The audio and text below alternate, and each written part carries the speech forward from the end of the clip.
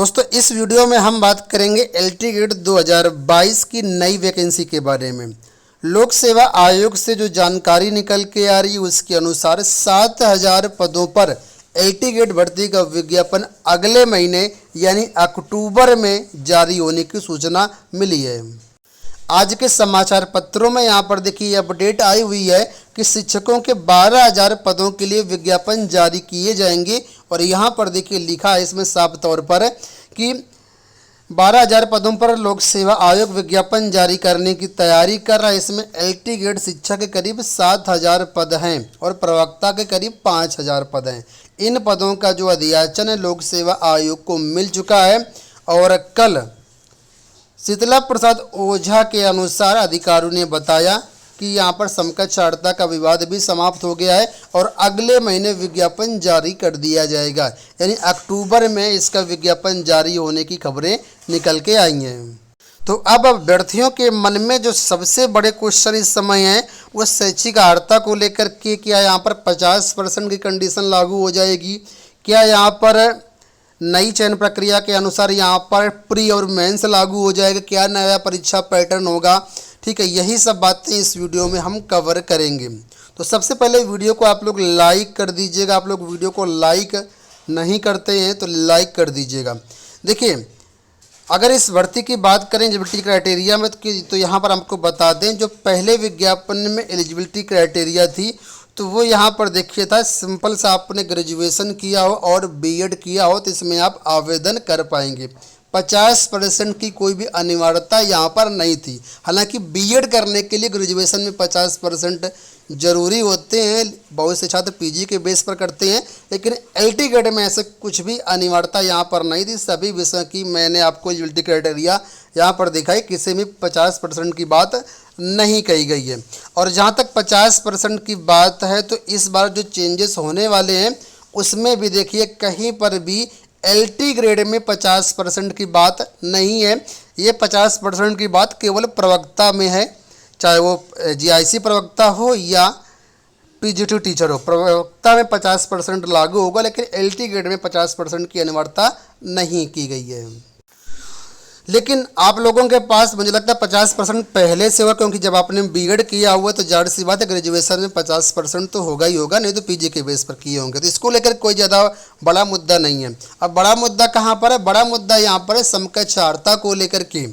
आप लोग जानते होंगे 2018 में जब एलटी गेट का विज्ञापन आया था तो यहाँ पर कई विषयों की एलिजिबिलिटी क्राइटेरिया में विवाद हो गया।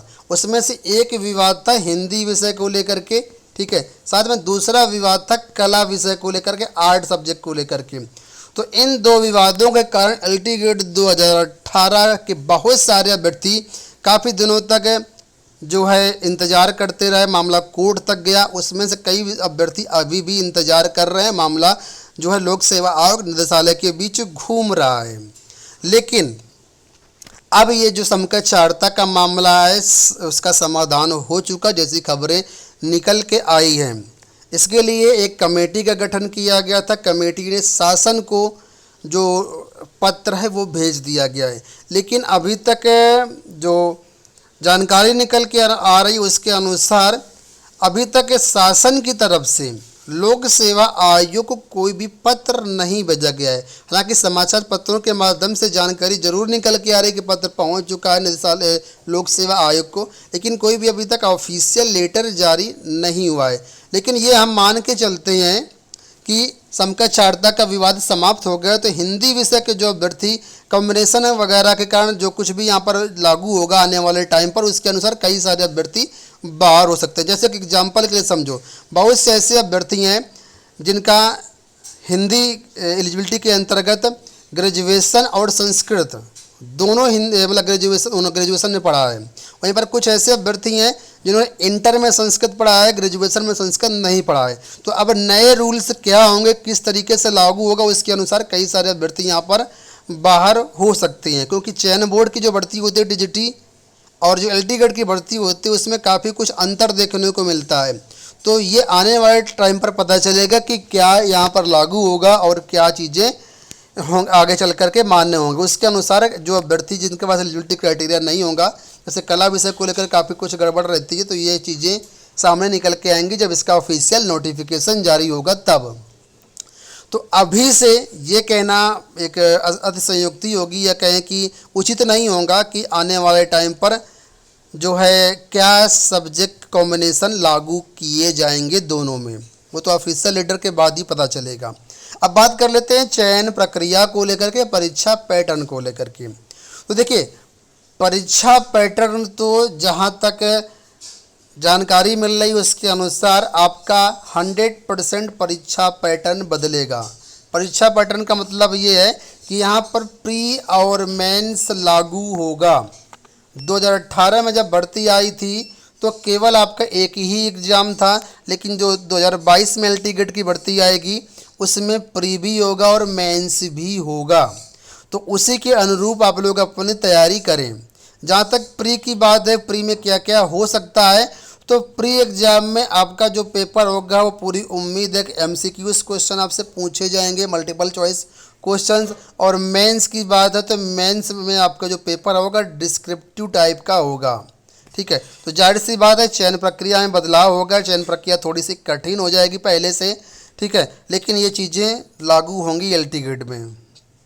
देखिए जो 2018 में पेपर हुआ था उसका एग्जाम पैटर्न मैंने आपके सामने ओपन किया हुआ। यहाँ पर क्या था, एक ही पेपर था जिसमें जीएस के 30 प्रश्न आए थे और आपका जो सब्जेक्ट स्पेसिफिक है, जिस सब्जेक्ट लिए आपने आवेदन किया था उसके अंतर्गत 120 क्वेश्चन आए थे। तो कुल मिलाकर के 150 क्वेश्चन का आपका ऑब्जेक्टिव टाइप का पेपर हुआ था और 2 घंटे का आपको यहाँ पर टाइम दिया गया था। ठीक है, तो अब यहाँ पर जब प्री और मेंस लागू होगा तो मुझे लगता है जो प्री पेपर होगा लगभग इसी टाइप का होगा। क्वेश्चन को थोड़ा बहुत कम ज़्यादा किया जा सकता है, लेकिन ये बात पक्की है कि जीएस तो रहेगा, साथ में मेंस सब्जेक्ट जो है वो भी रहेगा। अब मेंस में क्या चीज़ें होंगी, किस तरीके से मेंस आएगा, ठीक है, वो अभी क्लियर नहीं है जब तक ऑफिशियल नोटिफिकेशन जारी नहीं होता।